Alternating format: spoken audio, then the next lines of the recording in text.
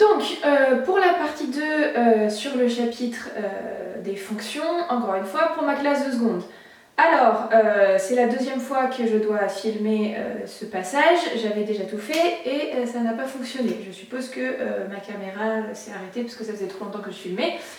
Donc, je suis désolée si j'oublie des choses ou que je fais pas tout comme j'avais prévu à la base. Je vais tâcher de rien oublier. Alors, la toute première fonction que vous allez voir juste après du coup la partie sur les fonctions affines, c'est la fonction carré. La fonction carré, elle est définie sur R. Et c'est tout simplement x carré. D'accord?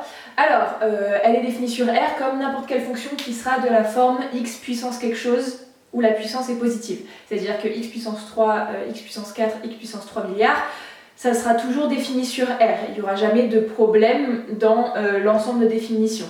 D'accord? Là où vous allez commencer à avoir des problèmes, c'est quand les x sont au dénominateur, et on verra ça un peu plus tard avec la fonction inverse. D'abord pour la fonction carré. Alors, la première chose que vous devez savoir, c'est à quoi ça ressemble. Donc, la courbe représentative de f, je parle vite là, non? On va ralentir un peu. La courbe représentative de f, ça s'appelle une parabole.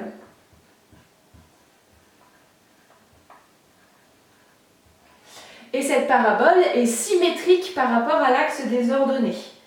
Donc, la fonction carré, ça ressemble à peu près à ça, d'accord?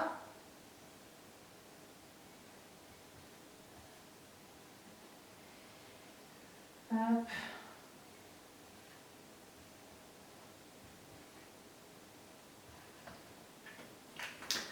Voilà, donc on appelle ça une parabole, d'accord? Ici c'est une parabole qui est tournée vers le haut, d'accord? C'est un sourire entre guillemets. Vous verrez plus tard qu'il y a des paraboles qui peuvent aussi être tournées vers le bas, qui ne sont pas forcément parallèles symétriques par rapport à l'axe des ordonnées, etc. Mais pour l'instant, ce que vous devez retenir, c'est pour la fonction carré, très précisément, c'est une parabole qui est symétrique par rapport à l'axe des ordonnées et qui se trouve toujours dans la partie au-dessus de l'axe des abscisses, donc dans la partie positive des ordonnées, d'accord? Donc, si je regarde bien, si je prends ici moins 1 n'a aucun antécédent par la fonction x carré, d'accord? Par la fonction carré. Donc, toutes les images de l'ensemble des antécédents seront toujours positives, d'accord? La fonction est toujours positive, tous les carrés sont toujours positifs. Un carré, c'est toujours positif, d'accord? Un carré, c'est toujours positif. Aussi, autre chose qui est intéressant de remarquer sur ce graphique, c'est que à part en 0, où j'ai f de 0 qui vaut 0 et du coup j'ai un seul antécédent, toutes les ordonnées positives, strictement positives, ont deux antécédents. 4 a pour antécédent 2 et moins 2, 1 a pour antécédent 1 et moins 1, 9 aura pour antécédent 3 et moins 3, 25 aura pour antécédent moins 5 et 5, etc. D'accord? Donc, pour toutes les ordonnées positives, d'accord, les ordonnées négatives n'ont aucun antécédent, ça n'existe pas, un carré ne peut pas être négatif. Par contre, pour toutes les ordonnées positives, donc pour tous les carrés positifs, ça a deux antécédents. Donc, on va voir ce que ça veut dire et aussi on va voir ce que ça veut dire le fait d'être symétrique par rapport à l'axe des ordonnées. Alors, ça porte un nom. Quand la courbe représentative d'une fonction est symétrique par rapport à l'axe des ordonnées, on dit que la fonction est paire. Et mathématiquement, ça se traduit que pour tous les x qui appartiennent à l'ensemble des définitions, f de moins x égale f de x.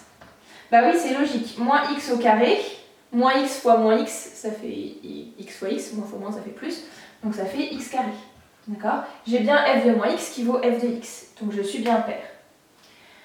Et ensuite, là où l'histoire des deux antécédents, ça va intervenir, c'est quand on va vous demander de résoudre x carré égale a. Et ça, c'est la dernière partie qu'il est importante de savoir. Alors, donc, savoir résoudre x carré égale a. Il y a 3 possibilités. La première, c'est que a est négatif, strictement négatif. Dans ce cas, vous n'avez aucune solution. On l'a vu sur le graphique, d'accord? A, je le lis bien sûr sur l'axe désordonné, puisque x carré ça correspond à l'image, d'accord? Les images négatives n'existent pas, ça ne veut rien dire. Toutes les images par la fonction carré sont des images positives. Donc si A est négatif, la fonction ne passe pas par ce pan du graphique. Oh là là, c'est compliqué. Bref, on ne passe pas par les ordonnées négatives, donc ça, pas de solution. Voilà. Ensuite, quand A est nul, il n'y a qu'une seule solution, c'est 0. D'accord? En fait, il y aurait 2 solutions entre guillemets, c'est moins 0 et 0, mais comme moins 0 ça vaut 0, il n'y en a qu'une seule au final. Et la dernière solution, c'est celle que je vous ai montrée tout à l'heure. On a bien vu que j'avais 2 antécédents, donc dans ce cas, je vais avoir 2 solutions. Les solutions, c'est moins racine de A ou racine de A. Et on note l'ensemble des solutions comme ça. Moins racine de A. Hop. Racine de A. D'accord? Donc j'ai bien 2 solutions dans le cas où A est strictement positif. Alors, je vais vous donner un rapide exemple, mais je pense que vous avez compris.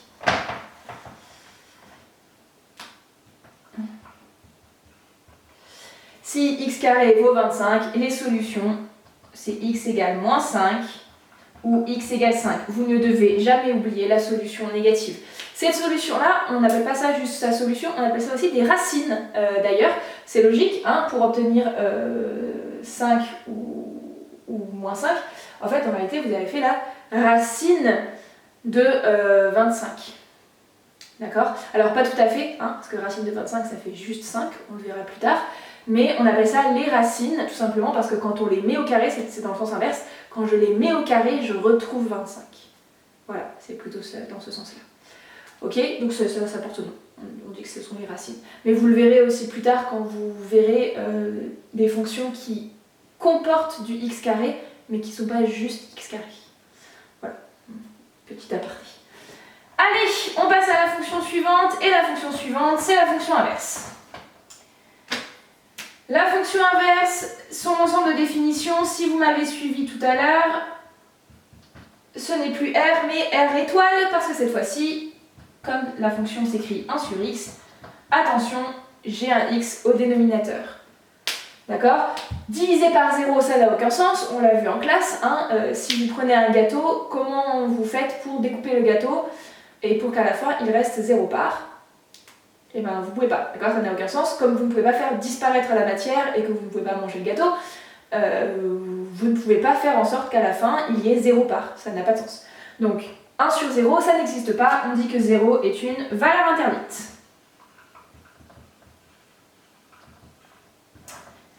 Alors ensuite, à quoi ça ressemble ce machin? Alors, la courbe représentative de la fonction inverse s'appelle une hyperbole. Oui, comme en français. D'accord? Par contre, ça n'a pas du tout le même sens. Hop! Une hyperbole, dans le cas notamment de la fonction inverse, c'est parce que la fonction inverse ressemble à ça. Voilà. Hop.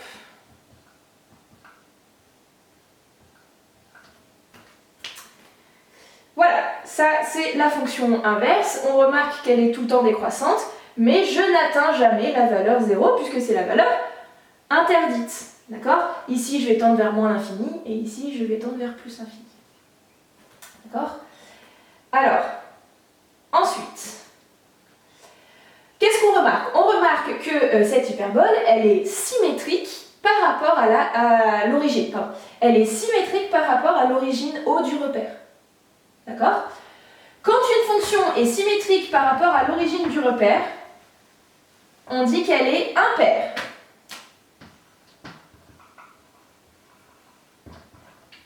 Et mathématiquement, ça veut dire que pour tout x appartenant à l'ensemble de définition, ici je mets R étoile, j'ai f de moins x égale moins f de x. D'accord? On va vérifier ça. F de moins x, bah, c'est 1 sur moins x. Le moins en bas, je ne suis pas obligée de le laisser en bas, donc moi je vais le mettre devant la barre de la fraction. Et ça, c'est f de x, d'accord? Donc f de moins x, c'est bien moins f de x. Donc la fonction, elle est impaire. Voilà. Ensuite, je vais vous faire le tableau de variation et de signe, d'ailleurs, de la fonction. Alors, j'écris la valeur interdite en haut du tableau. Je mets une double barre au niveau de 0 puisque c'est encore une fois une valeur interdite. F, elle est toujours décroissante. Donc elle est décroissante avant 0 et après 0. Vous n'avez pas le droit de faire un trait qui traverse la double barre. Parce que vous n'avez pas le droit de passer par 0 tout simplement. D'accord? C'est pour ça que vous êtes obligé de mettre deux flèches vers le bas. Elle est décroissante, mais elle n'est pas décroissante de la même façon de chaque côté de 0 entre guillemets. D'accord? Sur R+, elle est décroissante mais négative, et sur R+, sur R-, elle est décroissante et négative, et sur R+, elle est décroissante et positive, et c'est ce qu'on va voir ici. Du coup, ici, je mets un moins, et là, je mets un plus. C'est logique, hein, 1 sur moins 10, bah, c'est négatif, alors que 1 sur 10, c'est positif.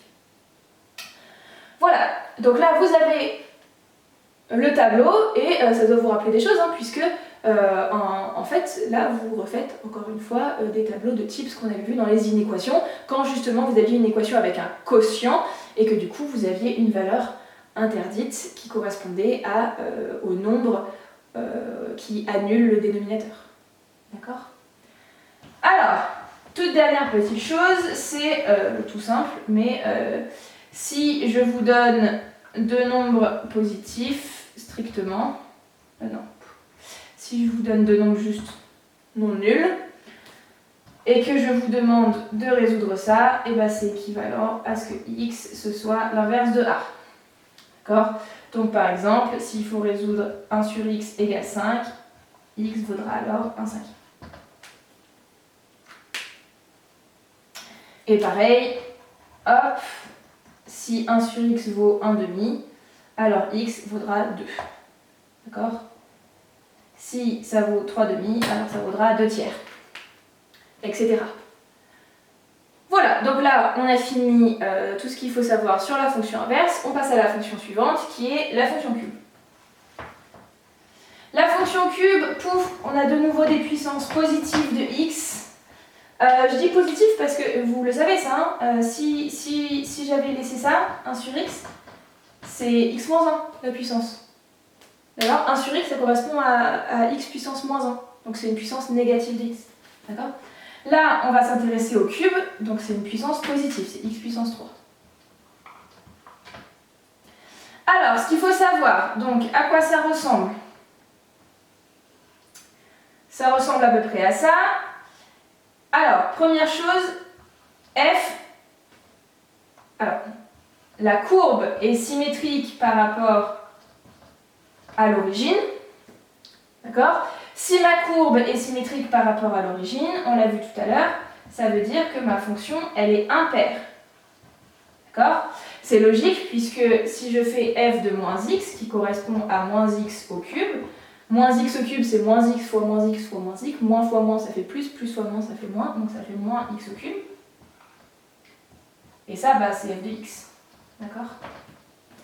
Donc ma fonction, elle est bien impaire. Autre chose à savoir, c'est que ça, c'est strictement croissant. Strictement croissant, ça veut dire qu'elle n'est jamais constante, d'accord?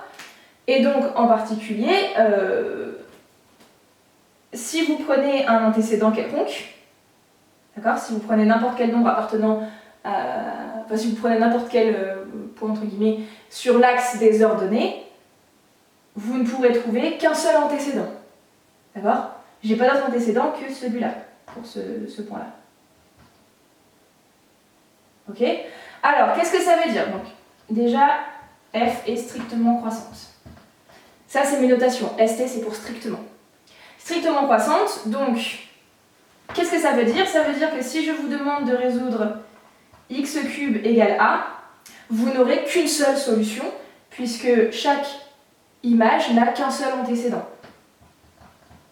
Alors, on vous demandera jamais vraiment de le faire, mais c'est possible avec votre calculatrice, c'est la racine cubique de a, voilà, la racine carrée, voilà, c'est la racine cubique.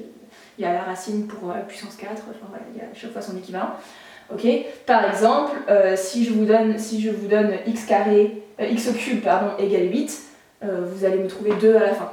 Si je vous avais donné moins 8, vous m'auriez donné moins 2. Voilà. Et bah c'est tout pour la fonction cubique. Donc la toute dernière fonction qui reste, c'est la fonction carrée. La fonction carrée. N'importe quoi. Vraiment, c'est compliqué. La fonction racine, bon sang. Et la fonction racine, elle est sur R+. Alors, c'est très logique. C'est très logique, pourquoi? On a vu que les carrés, c'était toujours positif. Un carré est toujours positif. D'accord? Et la fonction racine, c'est la fonction inverse, ça s'appelle de la fonction carrée. Donc ça va prendre ses valeurs dans les images de la fonction carrée. Donc, les antécédents de la fonction racine sont les images de la fonction carrée. Comme les images de la fonction carrée sont que des nombres positifs, les antécédents de la fonction racine sont tous des nombres positifs. Alors, pourquoi on dit que c'est la fonction inverse du carré? Tout simplement parce que si je fais racine de x carré, je retombe sur x. Si je fais racine de x au carré, je retombe sur x. La racine dégage le carré et le carré dégage la racine. D'accord? Donc, si je fais racine de 9, c'est comme si je faisais racine de 3 au carré, donc ça fait 3. Si je fais racine de 3 au carré, j'obtiens 3. Voilà. Alors, cette fonction est aussi strictement croissante. D'accord? Et ça s'explique tout simplement par le fait que vous avez de nouveau, pour chaque image, qu'un seul antécédent correspondant.